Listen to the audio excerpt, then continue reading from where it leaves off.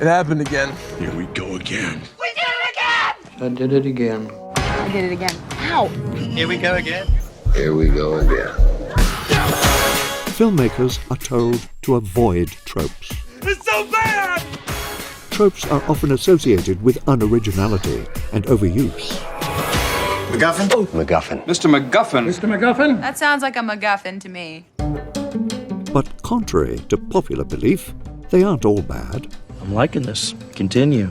They can shape genres and characters that we know and love. So, what's the difference between a good and bad trope? Let's find out. This is What is a Trope?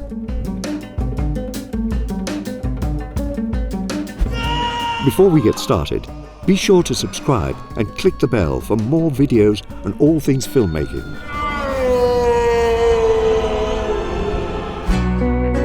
Thanks to John Rando for suggesting a video on tropes. If you'd like to see us cover a specific topic, drop it in the comments below. We will be spoiling the following movies. The term trope comes from the Greek tropos, meaning a direction. Today, a trope can refer to a figure of speech. I'm a monster! But in a modern storytelling context, it can also refer to a narrative device or element which recurs in numerous creative works, similar to a cliché. This is the definition we'll be looking at today. You cursed brat! Look what you've done! I'm melting! Melting! And while these patterns may often be the subject of ridicule, we'll examine certain contexts in which they may improve your film. Upgrades. So when are tropes good, and when are they bad? Let's begin with character tropes. Think you're pretty funny, don't you, freak? I don't want to fight you, Flash. I wouldn't want to fight me neither. Kick his ass, man. Sometimes, relying on character tropes can be damaging to a film, especially when they lean on harmful stereotypes, Sure, why not? I am the token black guy. while others can result in two-dimensional characters who lack complexity. Hello? Hello? Anybody home? Huh? But when used well, character tropes can quickly establish a character, letting an audience know what to expect with familiar characterization. Commander, tear this ship apart until you found those plans and bring me the passengers. I want them alive! Alternatively, a film can subvert a character type in order to surprise or challenge an audience. This. A common character type is the shrewd detective, established by Sir Arthur Conan Doyle's Sherlock Holmes. This is the detective who rarely misses anything. They're often a step ahead of everyone else.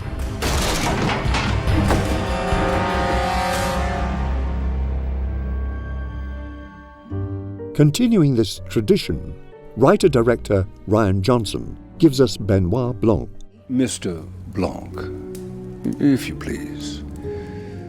But instead of detracting from the film, it allows Johnson to quickly signal to the audience that Blanc will be an homage to classical mysteries. Something is afoot with this whole affair. Meanwhile, inherent vice subverts the detective type. Doc seems to be a step behind everyone else, stumbling further and further into a webbed mystery that slowly ensnares him. By subverting the detective figure, we can see all the ways Doc fails to meet our expectations, and comedy ensues. Dr. Rudy, I'm back. You're not Dr. Rudy. You're not Dr. Rudy.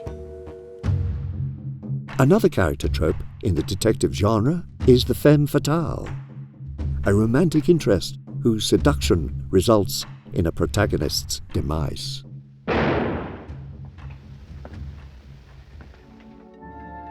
In Basic Instinct, Paul Verhoeven brings the femme fatale to its furthest extreme with Catherine Trammell.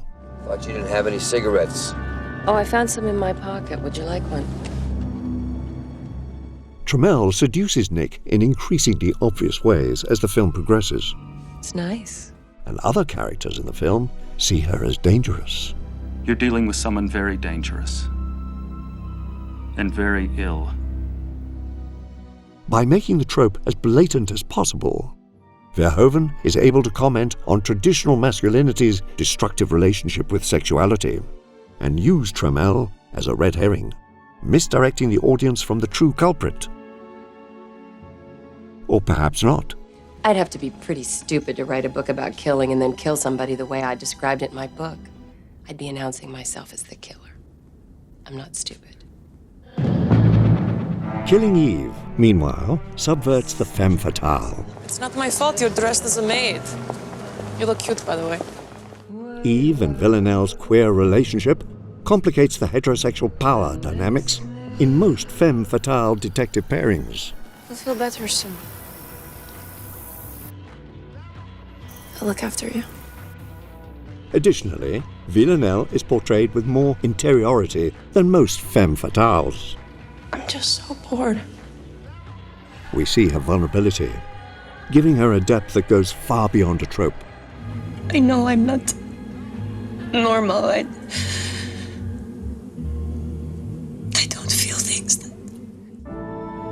The wise old man is another classic character type. This is the character whose sole role is to impart knowledge onto the protagonist. Remember, a Jedi can feel the Force flowing through him. In Harry Potter, Dumbledore is a straightforward, wise old man, guiding Harry as he becomes a powerful wizard. It is not our abilities that show what we truly are. It is our choices. When Dumbledore dies, Avada Kedavra. Harry is thrown into adulthood, now without a mentor to give him advice. In Django Unchained, Dr. Schultz is presented as though he will also be following this character trope, as he guides Django toward exacting his revenge. When the snow melts, I'll take you to Greenville myself, and we'll find where they sent your wife. But as the film nears its end, it becomes clear Schultz isn't as all-knowing as he seemed. His actions put Broomhilda and Django in danger, subverting his role as selfless mentor. I'm sorry. I couldn't resist. And allowing Tarantino to avoid another character type, the white savior. Do you have any place to stay tonight? Come on. Come on. Get inside. Come on. There are countless character tropes out there. Which you choose to avoid, subvert, or harness depends on how you want your audience to perceive your characters and how you want to use those perceptions toward unexpected ends. Blah, blah, blah, blah, blah. This rule of thumb can also apply to plot tropes. Like characters, plot tropes are everywhere. There's no time to explain. Hold this. Different genres have different plot points which an audience has seen again and again. No time to explain. Just no time to explain. No time to explain. Follow me. But as we've seen, this isn't always a bad thing. A plot trope can be subverted to catch an audience off guard. Draw! No! Or it can be used as a narrative shorthand, depending on a viewer's knowledge of the pattern to be able to move past it quickly. Nope. Nope. A plot trope which transcends genre is the love triangle.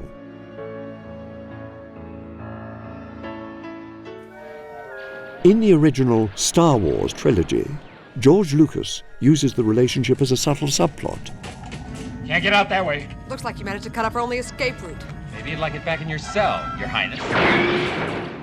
Both Han and Luke seem to be interested in Princess Leia. You think a princess and a guy like me? No. Because it's such a common pattern, Lucas doesn't need to waste much screen time on it. allowing for him to focus on establishing an intergalactic world, while maintaining a compelling relationship between the three main characters. What is it? Ask me again sometime. Luke.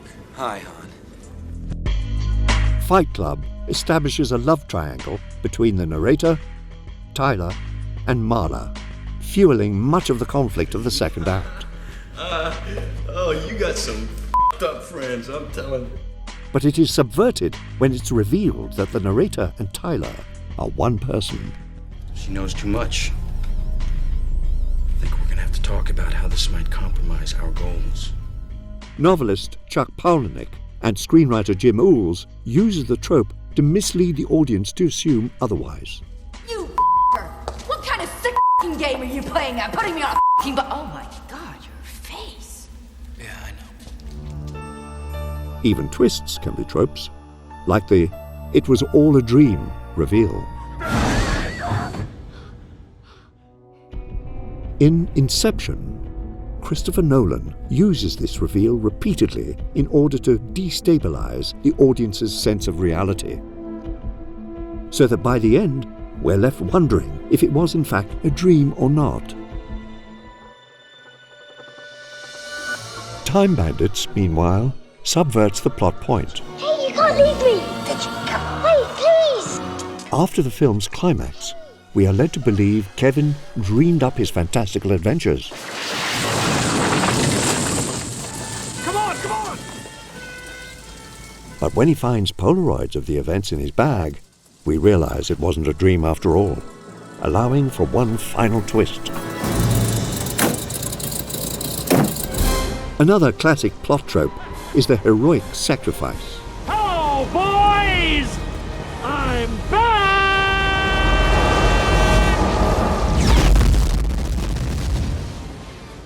Particularly when a character dives in front of a bullet. While it can be heartbreaking, it risks losing a viewer, since they've likely seen it many times before. Dodgeball uses the ubiquity of the plot point for humor, while also informing Kate's selfless nature.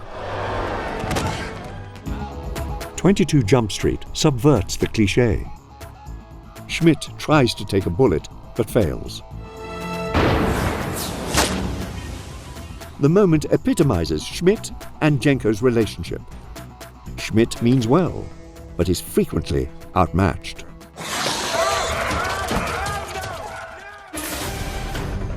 A trope which filmmakers often use to build tension is the ticking bomb. We're out of time, we just have to hope he has it.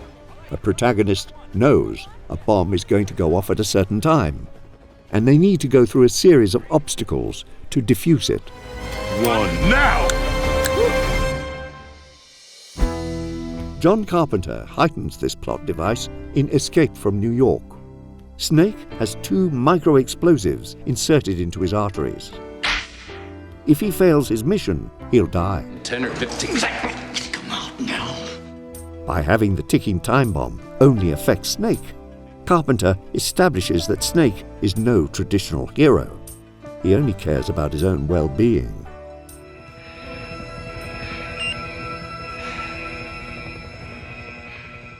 In Richard Jewell, screenwriter Billy Ray twists the bomb trope. At first, only the viewer knows that there is a time bomb hidden at this concert, since the film is based on a true story. This creates tension for the viewer while they watch concert-goers enjoy themselves. When Richard finds the bomb, he is the only person convinced of the danger, creating dramatic contrast in the scene. We got ourselves a suspicious package. We better call it in. It's probably just somebody run off drunk and forgot they left. I still think we ought to call it in. Richard evacuates people with urgency, while his colleagues are more relaxed. Straight anything but here! Are you kidding me? A plot trope doesn't mean your film is automatically unoriginal. Randy, that's so unoriginal. I'm disappointed in you. That distinction lies in how you use the trope. Use it wisely, man. Tropes can also be found in dialogue. Don't you die on me, you son of a bitch! Don't you dare to die on me! There are many lines of dialogue we've heard countless times. You don't have to do this. Specific overused lines like these You don't have to do this, you know. are now relegated to comedy. You don't have to do this because I can just poop it out. We can't hear them without laughing. Johnny, you know you don't have to do this, don't you? But there are also tropes in the way dialogue is delivered, which can still be used and subverted in original ways. You don't have to do this. People always say the same thing. What do they say? They say, you don't have to do this. You don't. A classic dialogue delivery pattern is the "yup, that's me." When a film opens on a character in a dire situation, and that character begins to explain how they got there in the narration. So, I know what you're thinking. Why is that incredibly handsome hedgehog being chased by a madman with a mustache from the Civil War? Well, to be honest, it feels like I've been running my whole life. Emperor's New Groove uses this type of opening, grabbing the audience's attention with a bizarre turn of events, and then taking them back to how it all began. That's right, I'm that llama. The name is Kuzco. Emperor Kuzco. Look, I tell you what, you go back a ways, before I was a llama, and this will all make sense. Billy Wilder's Sunset Boulevard subverts this opening style. We assume the voiceover is from an omniscient narrator, since the protagonist is dead in a pool. You see, the body of a young man was found floating in the pool of her mansion, with 2 shots in his back and 1 in his stomach. Nobody important, really. Just a movie writer with a couple of B pictures to his credit. Then we realize that the narrator is in fact the protagonist, speaking about his own death. The poor dope. He always wanted a pool. Another dialogue delivery trope is having the protagonist break the fourth wall. Why is it? If a man kills another man in battle, it's called heroic. Yet if he kills a man in the heat of passion, it's called murder. Hello! What do you think you're doing? Only me and Garth get to talk to the camera. Come on. Ferris Bueller's Day Off uses the technique to keep the tone fun, while informing Ferris's self-assured personality. Yep.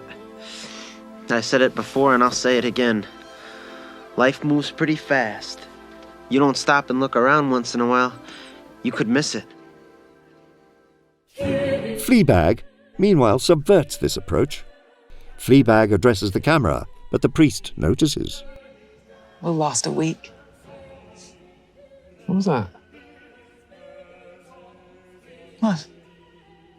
Where did you just go? What?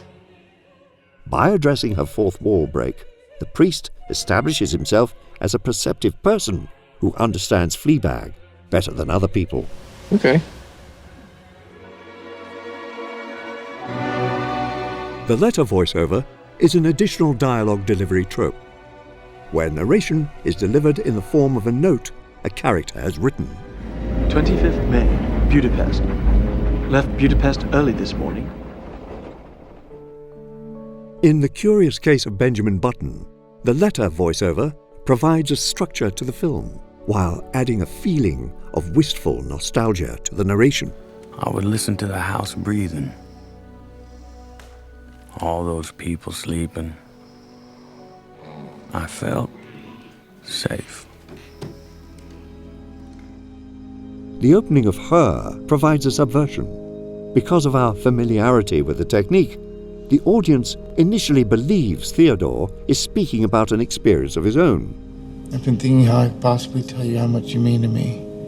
Until it's revealed that he's writing a letter for someone else. You make me feel like the girl I was when you first turned on the lights and woke me up, and we started this adventure together. This subversion introduces us to an impersonal and lonely future, as well as characterizes Theodore as an empathic and sensitive man. Play Melancholy Song. When you know you're gonna die, it isn't easy. Play a different Melancholy Song. With the right intention, dialogue tropes don't have to feel contrived. You just don't get it, do you? You don't. What the character says can trump how they're saying it. Do you understand what I'm saying? Tropes can also take the form of cinematic imagery. Cinematic imagery tropes can be thought of as cinematic shorthand. A filmmaker can convey meaning to an audience with a familiar signifier that doesn't need to be explained.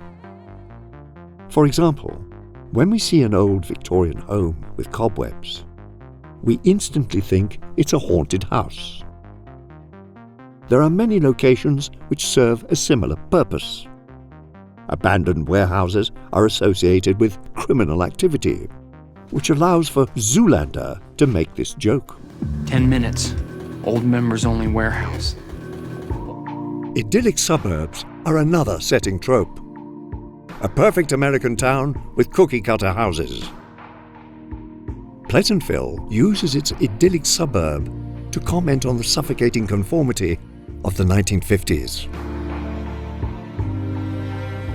In Blue Velvet, David Lynch depicts this kind of suburbia in order to make the horror that follows even more disturbing.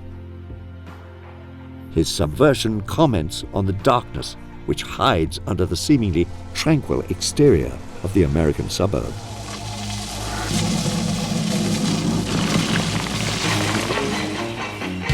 But cinematic imagery patterns aren't limited to settings. Low profile. What's the meaning of the word low profile? A common visual in action films is the character walking away from an explosion. Through overuse, it may have lost its power, but it can still be compelling. In The Dark Knight, the audience expects the visual when the Joker walks away from a hospital rigged with bombs. Christopher Nolan anticipates this expectation and delays the result, building tension.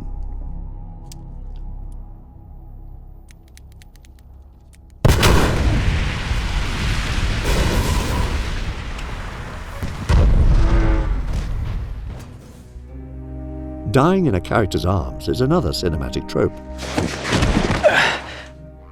Allowing for characters to have one last intimate interaction. Hold me closer, Ed. Thor, The Dark World, subverts the approach. Loki seems to die in Thor's arms, but it is later revealed he faked his death. The subversion allows for the brothers to have a serious moment between each other, while also illustrating just how manipulative Loki is willing to be. I'm sorry. I'm sorry. A similarly popular visual trope is the traumatic haircut, when a drastic haircut represents a character's mental anguish. In Les Miserables, Fontaine's haircut represents a fall from respectable society and sets up a tear-jerking number. I dreamed that love would never die. In Full Metal Jacket, Stanley Kubrick uses the trope more subtly. His characters all get buzz cuts, a well-known step in the US military process. But the haircuts represent a larger theme in the film. The training is designed to break down individuals and rebuild them as part of a larger system. Now lean forward and choke yourself. A process which can be violent and disastrous for someone unable to fit in. You gotta be me, pile. Get your ass up there. Do you mean to tell me that you cannot do one single pull-up? Tropes don't have to spell disaster for a film. Everything will be okay. The next time you identify a well-worn pattern in a movie, ask yourself why the filmmaker may have included it. What is it and what is the reason? Is it because they were out of ideas? Or is something more complex at play? Maybe. Maybe not. What are some of your favorite tropes? There's so many of them. What are some you wish filmmakers would retire for good? More than a few. Let us know in the comments. If you could just wrap it up, that'd be great. Whether you want to use tropes or not, get started on your next movie with Studio Binder's screenwriting software.